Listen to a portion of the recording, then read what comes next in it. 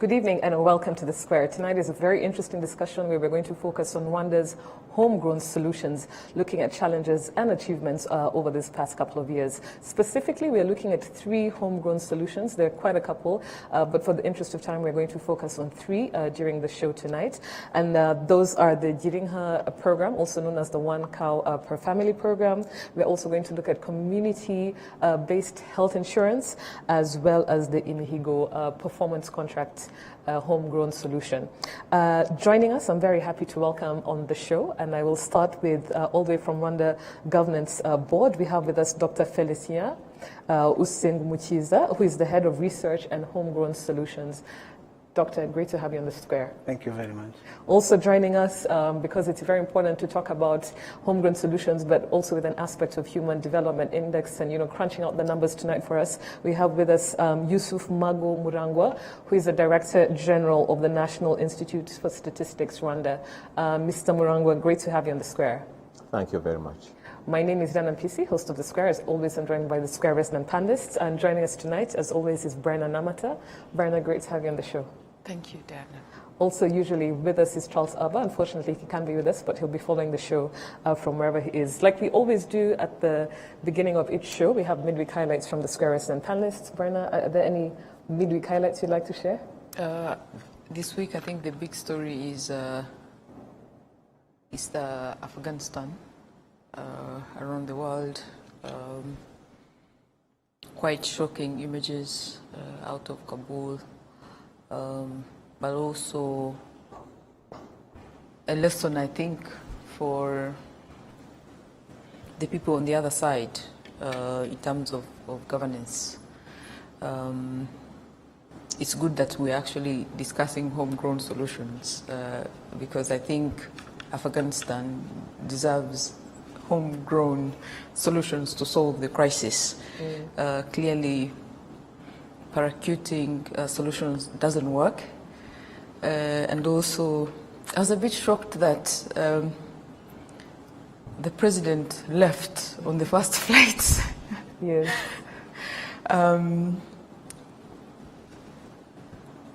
Apparently, he had to save lives. That's what he's justifying.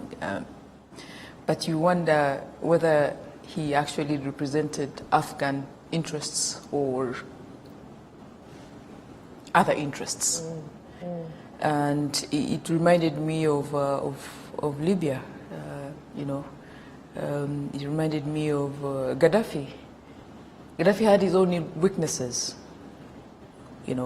like everybody else, but one thing I respect him for is staying on. Until the end. Yes, yeah. You can't jump ship, What are other people supposed to do? Ordinary people supposed to do.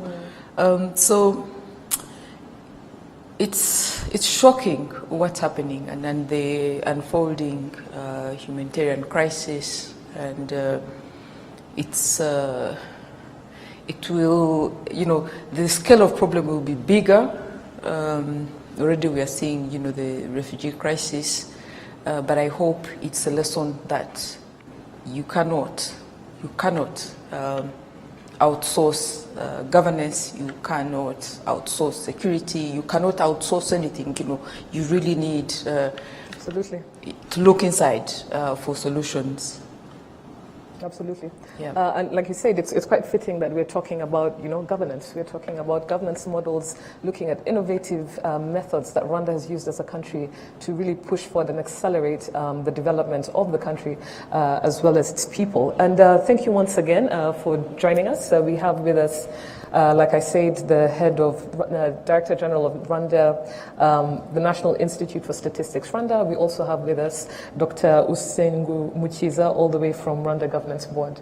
Thank you very much. So the first question I would like us to focus on is to do with, if we can kick off the conversation, the impact of homegrown solutions when it comes to national development. And I'll start with you, Doctor, before we go to Mr.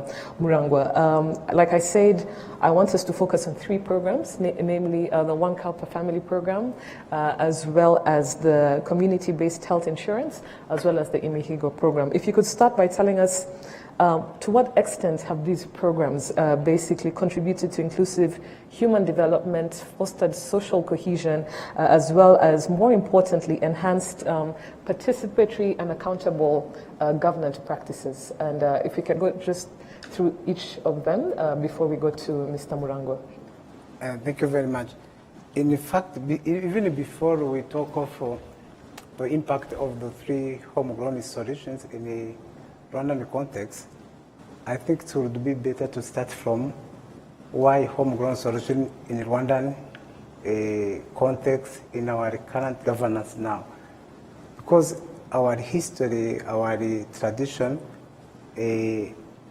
specifically after the 1994 genocide against Tutsi, demands to address some specific problems with specific solutions. Because we've observed that from international community or outside solutions could not address our specific problems. And that is why even our government was thinking about trying to see how we can find out solutions to our own problems. That is the idea behind reintroducing homegrown solutions in our government system, in our addressing our specific problems. Now, coming back to your specific question related to the 3 homegrown solutions in our context, specifically in socio-economic transformation, 1 cow per family. Everybody is aware how it contributed in addressing issues related to poverty reduction in our context, specifically in poorest families in our context, whereby the poorest household or poorest families were benefiting from 1 cow so that they can address issues related to malnutrition, issues related to agriculture productivity and so forth. But beyond social poverty alleviation strategy, 1 cow per family has also another mandate like social cohesion. It's about how neighboring people can help each other, can assist each other in terms of even not only addressing issues related to poverty, but also in social cohesion strategy. Because in our tradition, in our culture, if someone gives you a cow, it likes it becomes he becomes your friend or your It's like usually it's a symbol of friendship, amongst other things. Exactly. Yes.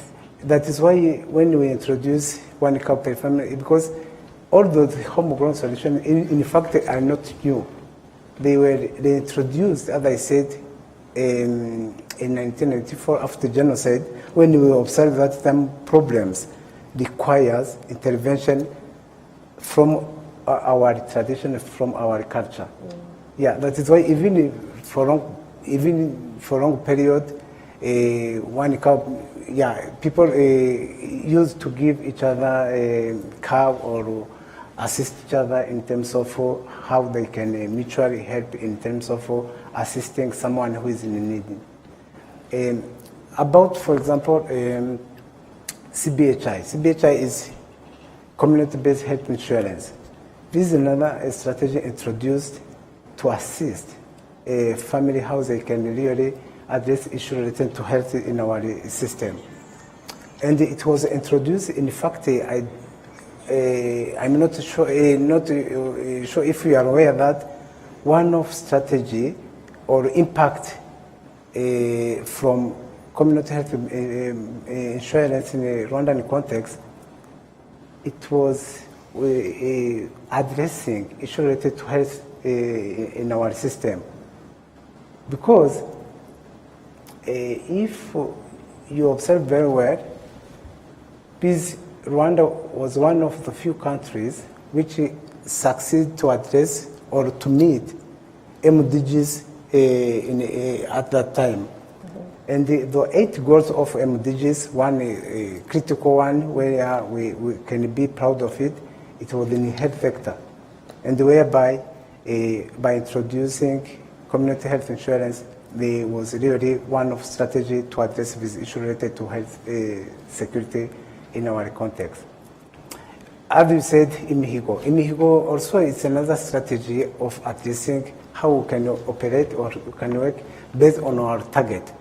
And in fact, sometimes when you talk of Imihigo, one cow per family or community health insurance, they are not, sometimes you can find them in other countries.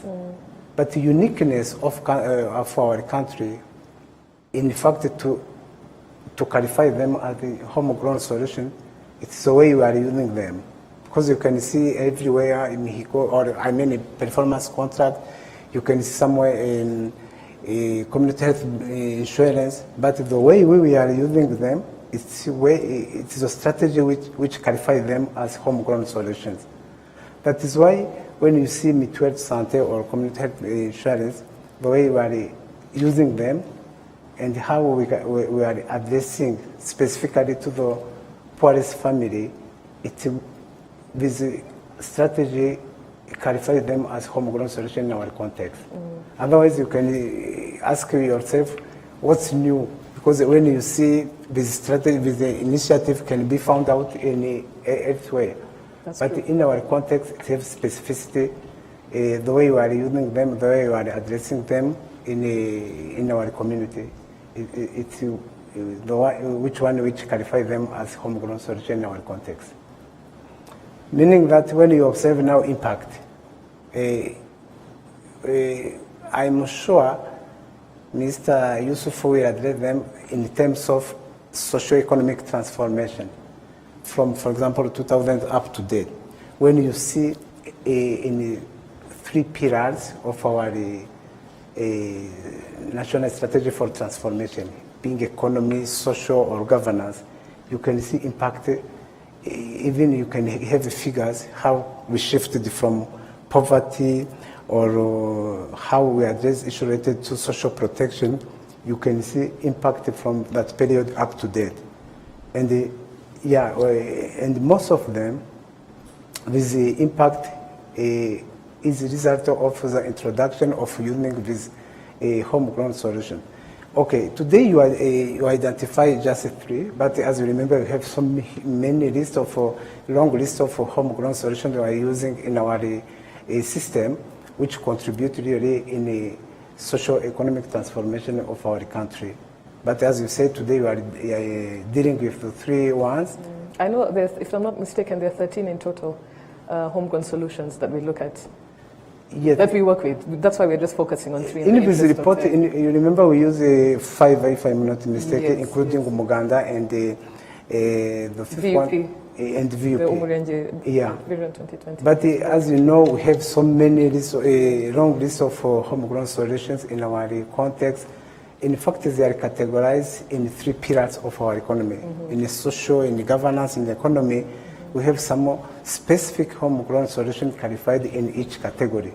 And we are using them according to the need or to the strategy or policy of our country.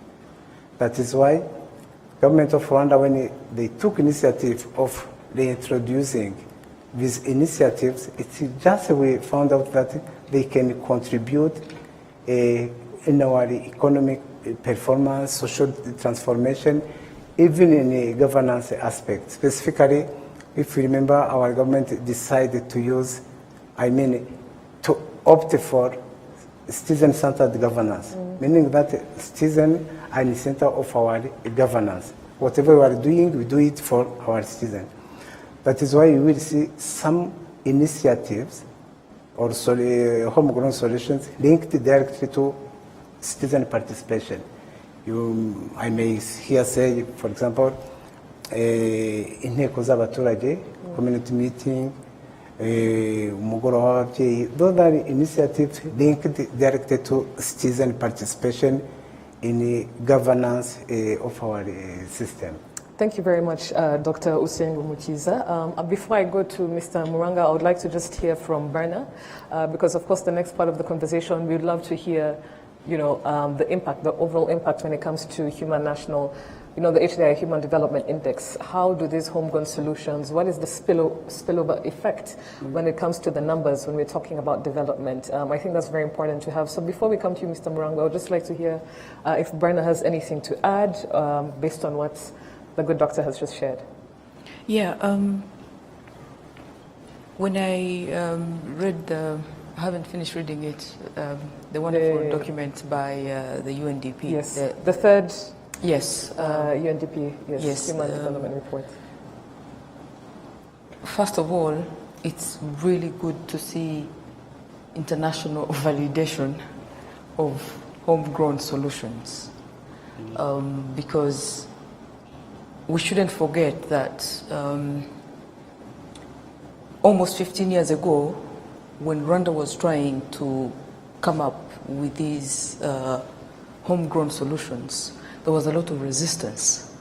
Even among external resistance. Yes, among development partners. So to see them now taking keen interest to actually assess their impact, I think that speaks to the success, you know, of these homegrown solutions, but also the fact that we are seeing evidence that actually these things work, you know, because most of the thinking was, you know, from the cultural aspect, whether it's the cow or community work. So having that documented really, I think, is a turning point. RGB has been working so hard at it for many years. I know from the time Professor Shaka was there, Minkofin, from the time the current central bank governor was there. And I remember because I was just beginning in journalism, and it was always, you hear VUP. Yeah, those are the buzzwords then. Yes. Yes. And to see the impact now documented systematically, I think is great progress. Now, moving forward, I feel that there's room, and the report that the UNDP has produced is very clear. We've seen progress, whether it's life expectancy, reducing maternal mortality, quality,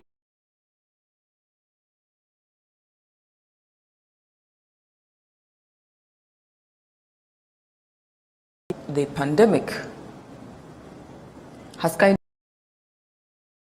of significantly some of the gains we had, you know, achieved over the couple of years. And the challenge now is how do you repackage some of these homegrown solutions, improve them to, one, sustain the gains, but also even make them better.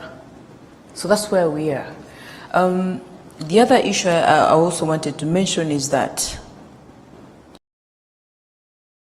homegrown solution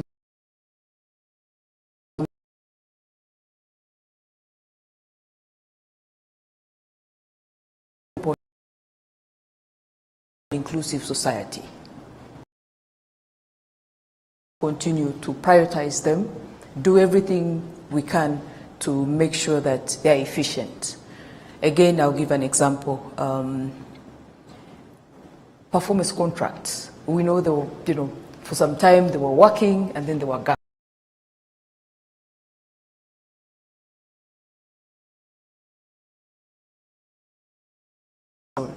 And people were tasked to go back to the drawing board. Yes. So for me, just very quickly, it also shows the way we're constantly understanding the important need to keep on reevaluating, you know, when there are gaps. So yes, I remember last year, they were sent back to the drawing board to fine-tune this performance contract. Yeah, and also that speaks to something that, you know, internally people are assessing to, you know, improve. And I think he's well placed in terms of that, you know, whether it's the evaluation. So we cannot afford to drop the ball. If you look at the HDI, and he will talk about it, the ranking, Rwanda does quite well. To my surprise, better than some of the countries you would not expect, which are resource rich, you know. A country like Nigeria, Rwanda does better than a country like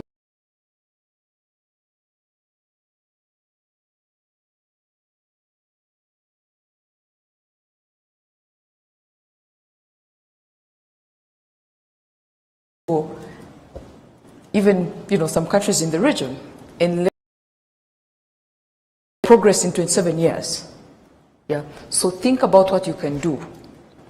If you're doing better than countries that have been relatively stable for some time, think about what you can achieve going forward. But again, the environment has changed. We have had a pandemic. We are still dealing with the shocks. So you will require ×2 in terms of, you know, the effort to be able to sustain, but also maintain progress. Yeah. Thank you very much, Brenna.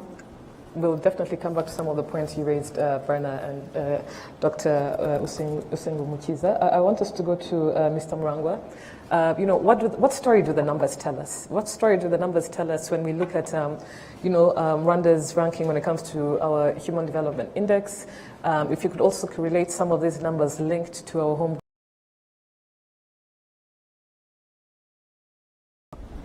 Yes.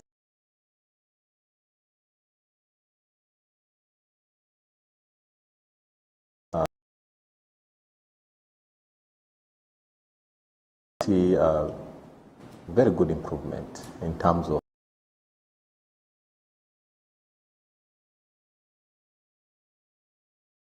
five years ago. Rwanda was doing very badly in the region, partly historical, but also partly because of the genocide against the Tutsi. But now we are doing well. We are doing well compared to the region, compared to other countries, as has been mentioned.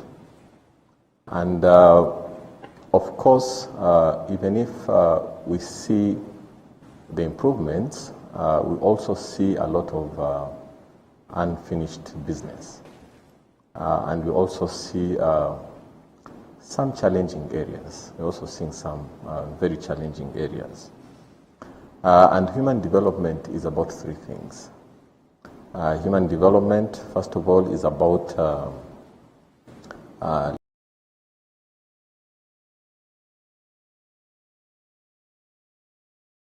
the context and the environment in which we all live. Like, for example, housing. As of today in Rwanda, we don't see people living in grass-thatched houses anymore.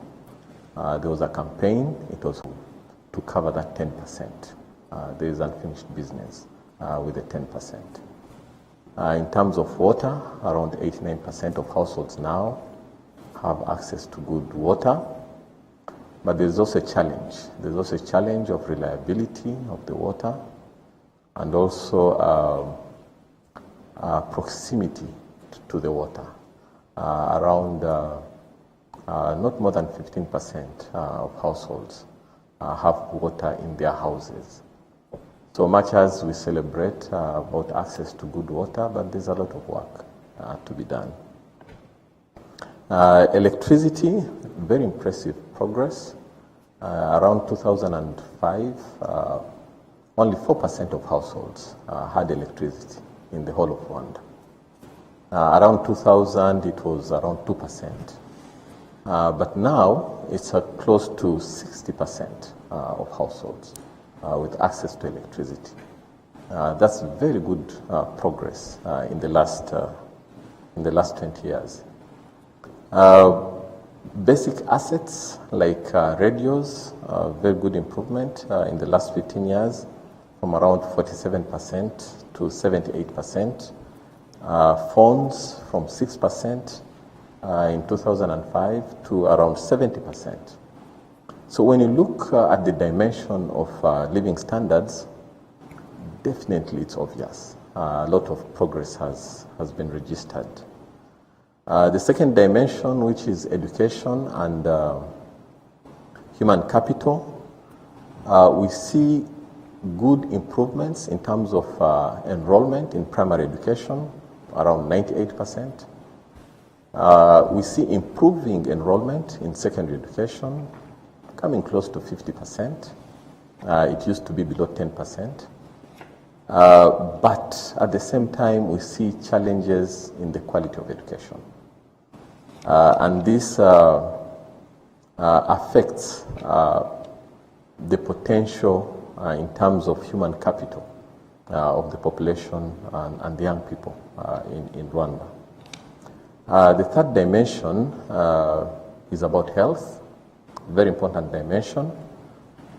It's mainly about four things. The first one is maternal survival, mothers that survive, or looking at it the other way around, maternal death, mothers that pass away by giving life to the next generation, I would say.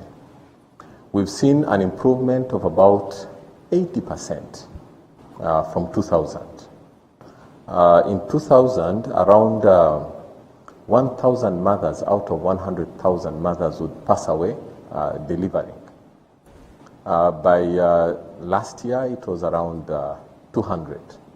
Of course, it's still a big number, a lot of unfinished business, but very big improvement.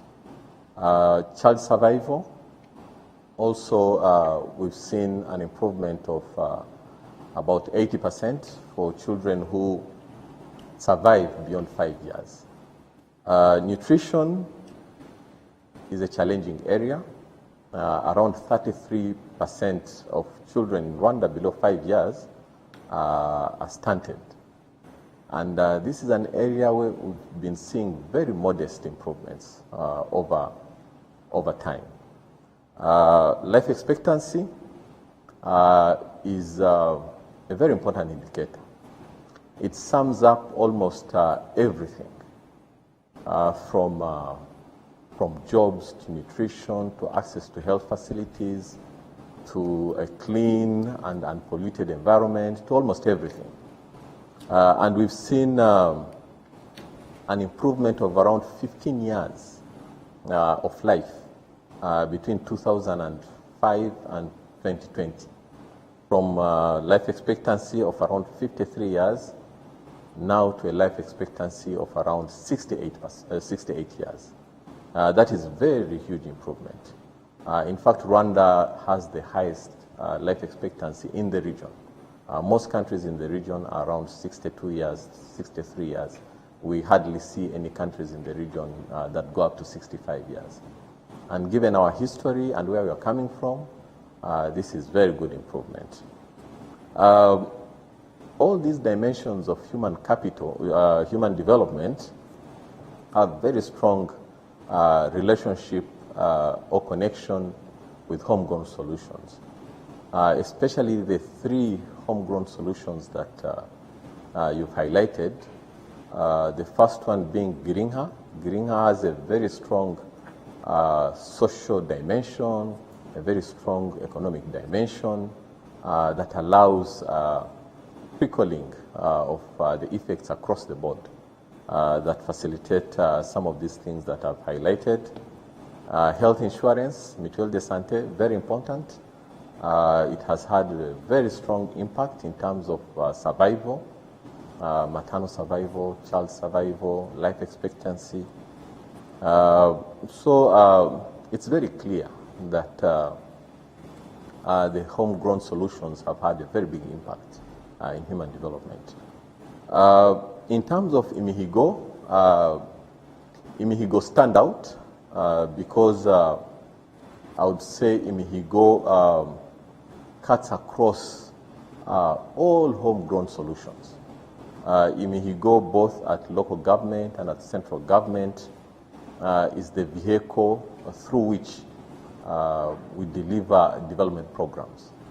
And given the effort and the thinking and the vision that has been put into Imihigo, I would say is the most impactful homegrown solution. So as I conclude on this, the numbers are very clear. There's very good progress. There are some challenging areas that we know, and there is a lot of unfinished business. Thank you very much. Thank you very much, Mr. Murangwa. Those numbers seem quite, quite promising.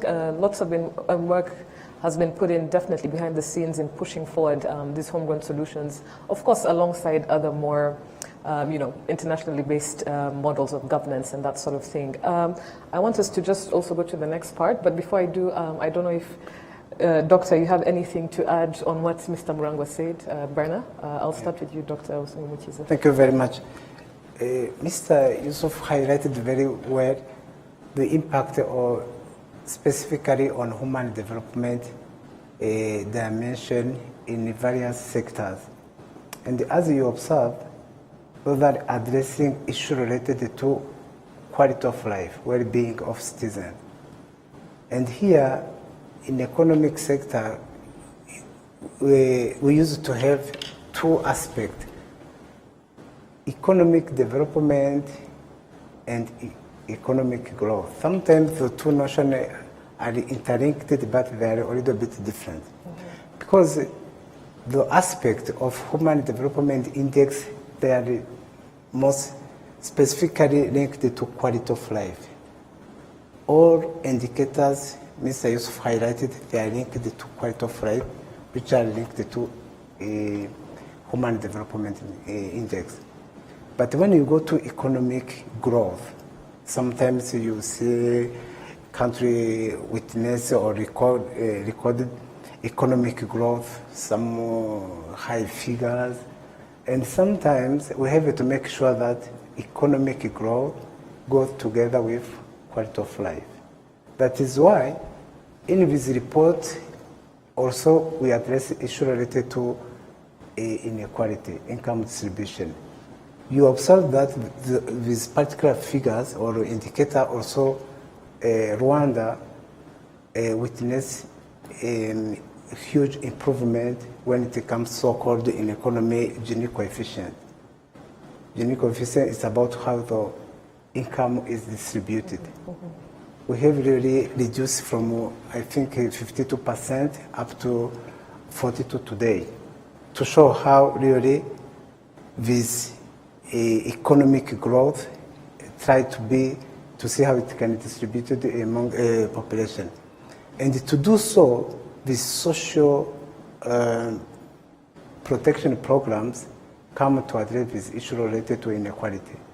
Because when you see issue the Jiringa program or VUP programs, those initiatives come to see how they can to address specific problems related to poverty or the poorest family by assisting the poorest family in terms of socio-economic transformation, nutrition, health, and so forth. That is why when we are not satisfying by enjoying economic growth alone, we wanted to match with, to see how they are also addressing issues related to poverty or to quality of life, yes, specifically in the rural area. That is why the homegrown solution come in this context to see how they can address these specific problems in the socio-economic transformation. Rwanda being one of the most good performing countries in this report, as they highlighted in the report, it's really because of the contribution of the homegrown solution in various sectors of our economy. That is why what Mr. Yusuf really highlighted addresses this particular case of Rwanda, and the reason why Rwanda was considered as one of a good performer in terms of a human development report from the UNDP. Thank you. I mean, I think, I was reading this UNDP third report on human national development. In as much as there's progress being made, we're still, our HDI, that ranking, we're still in a low yes. Income, country or economy, which to me I still feel like we should not use that yardstick. Yeah. We still have a lot more to do. And I know we are really big on ambition, we're really big on dreams. We have various national frameworks in place, whether it's 2050 or between now and 2024. I think this should be a bit more, and I'll get to that later on.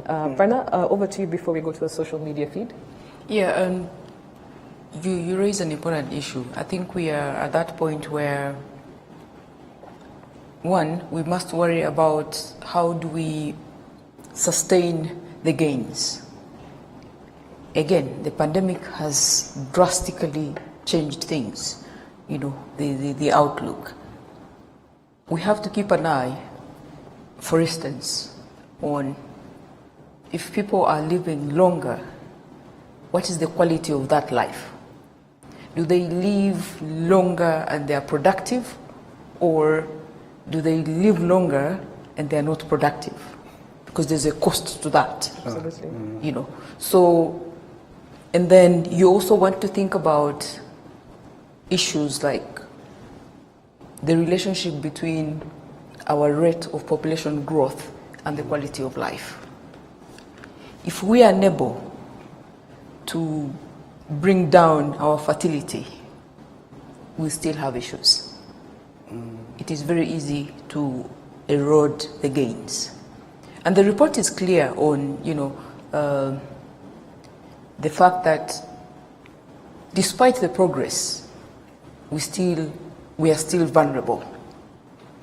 Meaning that you have many people, for instance, that are at the risk of falling back into poverty. Now, with the pandemic, it has become much easier. The more you have to fall back into poverty. Yes, to fall back into poverty. Yes. Because if you have more people losing jobs, source of income, that is a problem. It changes dynamics. We also know that the impact of the pandemic on learning, on education, children from vulnerable homes have significantly been affected, disproportionately compared to other children. How you're able to trace those children and make sure that they are back to school is very important in terms of sustaining the gains. The other issue is related to, due to lockdown, we've talked about this. We are seeing... Gender. Are you going to... No, carry on. No, due to the lockdown and people working from home, yes, we're seeing more babies. Yes, an increase in... Yes. So this comes to our population control. This is where you yes, come to. we have babies, but we also have teenage pregnancies. Yeah. Until we address teenage pregnancies, we will not make so much progress in terms of human development. I think we've discussed on the show how teenage pregnancies, it's a cyclical, from poverty to lack of education, it perpetuates itself. So so I feel that we are at that point where we can't drop the ball, and we have to be really conscious about that. Very final, we need both women and men to continue working. We must stay away from, the mentality, some of it is cultural, to think that women should stay home and look after children. As the economy develops, you need 2 working parents. 2 income earners. Yes, you need them. We cannot afford the luxury of women staying home, unproductive, depending on one income. Because there's a risk there that and we've seen this over the last couple of months with the pandemic. The sole breadwinner loses their job, and that's it. That family is. Absolutely, very valid points, Brenna. I want us to go to a social media feed very quickly. We have some tweets coming in that are echoing some of what we're saying here, based on what the doctor is saying, as well as Deji of NISR. Our first tweet is from Jacint Karamba, who states that, if you could have this on our screens, the local population reports many achievements thanks to Imihigo. Most of these include the construction of local infrastructure such as schools, health facilities, water supplies, connection to electricity, mutual health insurance coverage, increase in agricultural production. Thank you very much, Jason. We have another tweet coming in from him as well, who says that he says that Imihigo have also triggered joint efforts in savings and credit to solve issues such as mutual health insurance financing, opening small businesses. He goes on to say that social cohesion is also another aspect that is being strengthened by Imihigo in the community and the household. We have some other tweets coming up, and just very quickly, if we could have other tweets coming up on our screen. And here to our viewers who are maybe not from Rwanda, Imihigo is a performance contract that our elected officials have with citizenry in Rwanda. I think those are some of the tweets right now. We'll be definitely coming to our social media feed later on, so carry on with some of your messages on our social media using #TheSquareRW. I'd like to come to the last part of the conversation. And the last part of the conversation, but before I do, I'd also like to hear from Mr. Murangwa in case there's something you'd like to add on what Dr. Usengu Mukiza has said, as well as Berna. Over to you, Mr. Murangwa. Yeah, thank you again. It's very important that we not only sustain the gains, but scale up the gains, because development is a catch-up game. Development is a catch-up game, and it's very difficult to score your ambition. It's been said very clearly. Population growth in Rwanda, I would say, is on the high side. And if we just intend to sustain what we've achieved, we will lose it, because every year more people come on board, and if they find the same facilities, by all means the facilities will be crowded more, and the benefits from the facilities will diminish. So it's very important that going forward we aim at scaling up. It's very difficult because of the context. The local context is very complicated, both in terms of COVID and the economy. And the international context is also very complex. A lot of conflict, a lot of natural disasters. The help that we normally used to get from global partners cannot be guaranteed anymore to the scale that we used to get the help. So this time it's just about Rwandans working even harder and trying to be as productive as possible from the solutions that we see that work.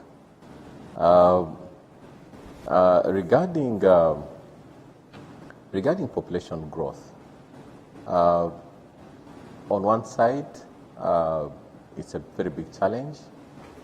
On another side, it's an opportunity. So it's up to us because we have population growth. We can't get away with it like tomorrow. So the only option that we have in the short term is to make the best out of the population that we have. Thank you very much. Mr. Murangwa, I would just like to touch on the population growth thing. We have this policy of 4 children per family. Where do we stand on that? If you could just give us a picture on that, because Brenna mentioned it, you've mentioned it, and I really think it is a very crucial aspect when it comes to national development, being able to take care of children and, proper family planning and that sort of thing. Where do we stand with our population growth numbers with regards to our Human Development Index? Currently, the progress is good. I would say the progress is good. We are coming from around 6 children per mother. That is 15 years ago. And now we are at around 4.1 children per mother. That's an average, but in urban areas, we're already at around 3, at around 3.2, 3.5. In rural areas, around 4.8. So I would say vis-a-vis our targets, we are approaching our targets. But even with our targets, still we'll have a lot of population growth. To not have population growth, we need around 2.1 children per mother. So as I said before, we have population growth with us now. We are not going to get away with it soon. By all means, around 20 years from now, the population of Rwanda will double, implying around 25 million. Population density will double to around 900 people per square kilometer. At current levels, we are at around 450. So these are very big numbers. They need a lot of planning, a lot of working very hard for the whole population. Thank you very much. Thank you. That's quite sobering. In 2 decades, a double in population numbers. A lot of work, therefore, has to go forward. In closing, I'd like just all our guests and resident panelists just to share some key recommendations. We've looked at 3 homegrown solutions. We've looked at human development index. We've looked at some of the challenges, such as those Brenna mentioned, that the pandemic may strip or is actually stripping some of the gains made. So my question to you, Brenna, and I'll start with you before I leave it to our guests to have the final word, closing remarks. Brenna, in your opinion, what are some key recommendations that need to be adopted by these actors, the implementing actors, and I'm talking about government agencies, partners, stakeholders, just in driving forward this accelerated move, in pushing forward national development? What are some key recommendations you'd like to share? Goodness, you're putting me on the spot. I'm not a governance expert. You don't, just as a citizen of Rwanda, what would you like to see done? For me, fixing the gaps in education remain key. It's so important. And so far, we've seen research that is showing that the pandemic has eroded gains in education. In just 1 year? Yes. There are children who have not reported to school. We have teenage pregnancies. So, for me, education is a priority. And not just enrollment, but the quality of the education. We have to really be deliberate and find ways of addressing the gaps. Secondly, I feel that some innovation could come up around actually the education sector. Maybe volunteers, the same way we have parents coming together and discussing. Can we have maybe some parents volunteer and help their neighbors, help some of these children from vulnerable homes to catch up, in the spirit of helping each other as a community. I think there's a bit of innovation needed there. Absolutely. Because we do have some retired parents who are literate and are idle. How about we find ways of making use of them? Secondly, I feel that faith-based organizations have a role to play here because the church is quite influential. So we shouldn't just leave it to government.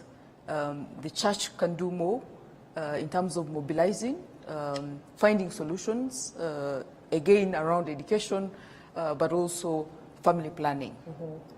We have had a bit of resistance around family planning from some of the churches, influential, including my favorite Catholic church. And do you think that's going to change in your lifetime? I highly doubt it.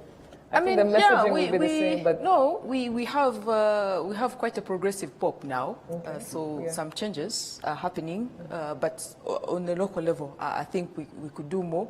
And in fact, our current Cardinal has made it a priority family, So if we can do more, one for education, not just in terms of getting volunteers, but having the church take the lead in terms of working with government, I think we will address some of the... Absolutely. When you say faith-based organizations, they're the most influential bodies when it comes to communities across the country. They are massively influential. So using them in some of, our homegrown solutions or utilizing their networks, I totally agree that would be something and very quite interesting. Yes. Citizen participation and engagement. It's very critical. We can't take it for granted. And I think this is already happening. The things I'm mentioning are already happening. We're seeing that there's been progress in terms of citizen consultation, participation, and engagement. We need to do more because gone are the days when you sit in your boardrooms and come up with measures out of Kigali thinking you'll address a problem out of Kigali. We have to do more. It's hard work. It's not easy. Consultation is not easy. It takes time. But in the end, it is worthwhile. Absolutely. So we have to be very deliberate in terms of engagement and citizen participation. Thank you very much, Brenna. Over to you, Doctor. Thank you Closing very much. Remarks and recommendations. In fact, I'm not different from what Brenna said. Okay. Because for us, citizen participation is center of all of these initiatives. Because whatever we are doing, we do it for our citizens. But the challenge we are still having, it's really ownership of these initiatives.